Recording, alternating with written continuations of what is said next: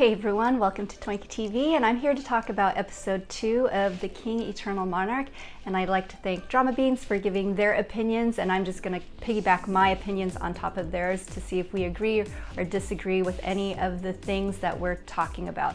So in episode 2 we start off that Lee Min-ho makes this epic entrance into our world, Earth, and it was pretty cool because you see that he gets right in front of the police detective, the lieutenant, and at first Tae was like, what is this guy doing on horseback in the middle of Seoul? I mean, it's definitely not something that you would imagine. And then Lee Min-ho, he's not just your average guy, he's like an extraordinarily hot, beautiful person on a horse, so then that probably also played a little factor into it. So of course, she's a detective, she's going to be skeptical, and she's very hard, kind of hard as nails in this entire 3/4 to 50% of this drama. She's very hard, she's difficult to get to know, and she basically kicks his butt. And the king, Lee Min-ho, has never been treated this way. No one's ever called him by his name. No one's ever touched him. No one's ever defied him because he's king in their world. So you just don't do that to him. And the fact that she's just kind of arrested him, took him to jail, and then put him in jail, made him sit on the ground, and he's basically saying that just doesn't happen to him. And I gotta say, she talks with the clenched jaw, and that's what Drama Beans also said, and I think that really takes away from her character. It's almost like she's forcing this anger and aggressive kind of attitude, and it was a little bit difficult to watch as a viewer, just because she was so angry and just always talking in such an angry way that it wasn't until she warmed up to Lee Min-ho that I warmed up to her, because she was just a little bit too mean. I guess she was just too mean, and so that's kind of where I didn't really like her personality in this drama. And then of course Young, our knight in shining armor for Lee Min-ho's character, he's confused. He doesn't know where his king went. He just kind of dropped off the face of the earth, and so he's very confused. He's wondering what happened.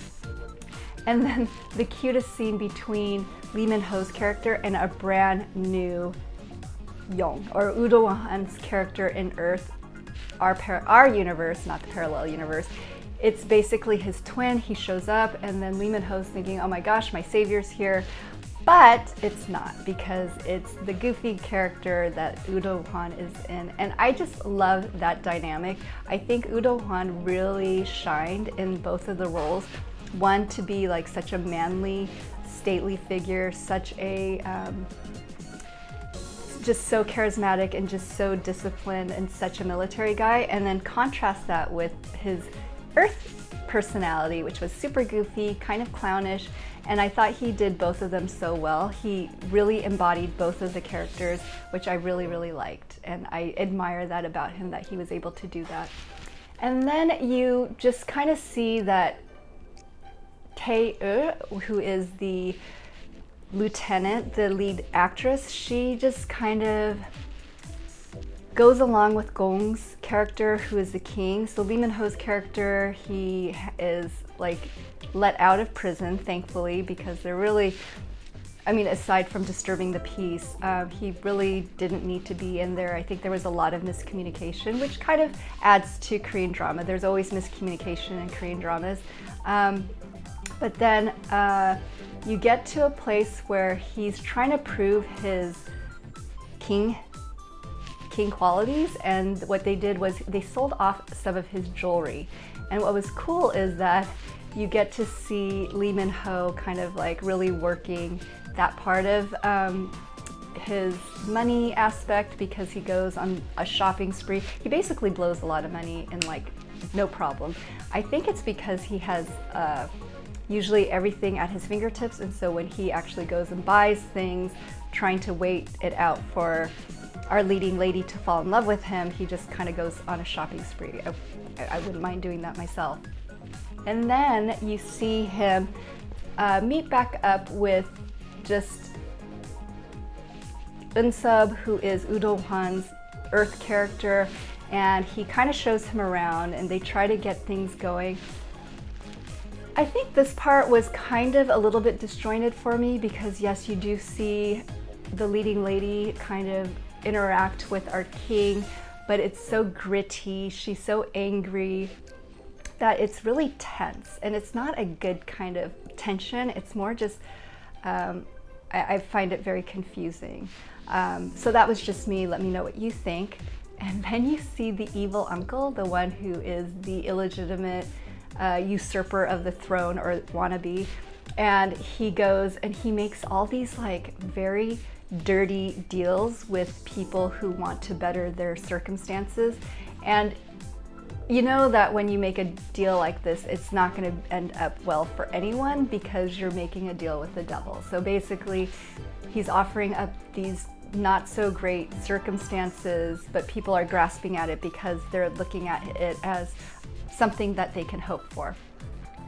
And then you see that Lee Min-ho's mom, she did take the very bad deal that the uncle gave her, and now she's just really regretting it. She kind of regrets it her entire life, and you could see that throughout the entire Korean drama, that she is just this woman living in pain and enduring pain. So that part of it was definitely difficult to watch because, you know, you make a bad deal and then you have to live with it.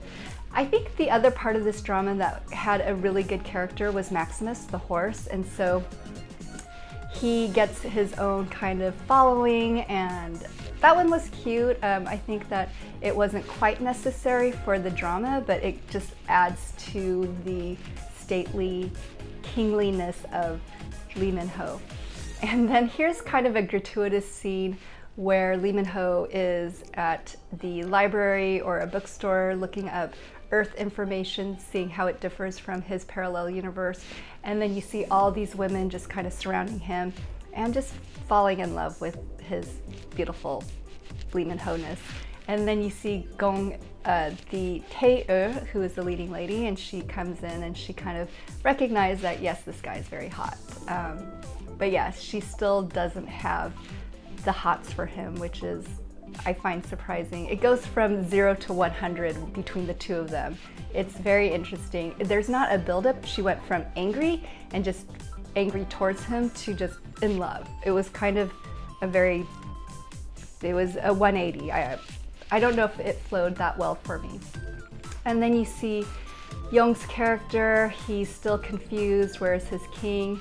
And then this guy, he is somebody who is in love with the leading lady, and so he is not happy with Lee Min-ho's character. And of course, because Lee Min-ho's character is supposedly this king from a different world, it's very confusing. So he's there, you know, it's a love triangle sort of, but this guy has no chance. I mean, he's up against Lee Min-ho. And from there you see just kind of like some backstory between the reason why this guy likes her and how he came from kind of like this not great upbringing to where he is now, which is a police officer alongside of our leading lady.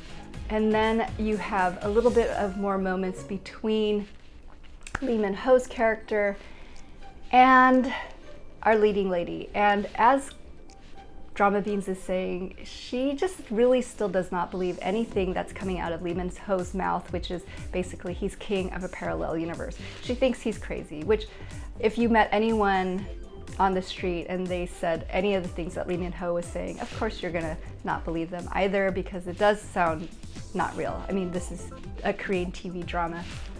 So he's totally reaching out to her and totally trying to get a better understanding between the two of them, but I don't know if I feel that they had that chemistry, at least for the first maybe 3 or 4 episodes. I felt like it was so tense, she was so angry. It wasn't just disbelief, but she almost had like this thing against Lee Min-ho's character, and he was doing so much to convince her because all his life, since he was a young boy, where he had her ID as kind of like the saving person so that he also wasn't assassinated by his uncle. But yeah, so he's convincing her for the first 3 episodes that he's really this great, amazing king, and she's just angry, and just the dynamics was weird. I felt like it didn't flow that well to me, and you know, I don't know. What do you think about it? Let me know what your thoughts are. Did you take to this drama right away, or did you feel like, yeah, it took a little bit of timing to warm you up? And the thing is that this drama was so hyped on all the Instagram feeds, in the news media. It was just so out there that I thought I would take to it instantly, but I definitely had to warm up to this drama. It didn't win me over right away. So anyways, hope you like this review. Please like and subscribe so that I can get more people to interact with this YouTube, and we can get a big community going talking about Korean dramas, because Korean dramas are my passion. I've been watching Korean dramas. It helps me to really take time for myself and enjoy things, and so it really has been just something that I've been enjoying throughout the many months of 2020. It's been a difficult year, especially, I'm sure everybody knows it's been kind of difficult. So enjoying Korean dramas have been one of the highlights of 2020. So thanks so much for watching. Appreciate it.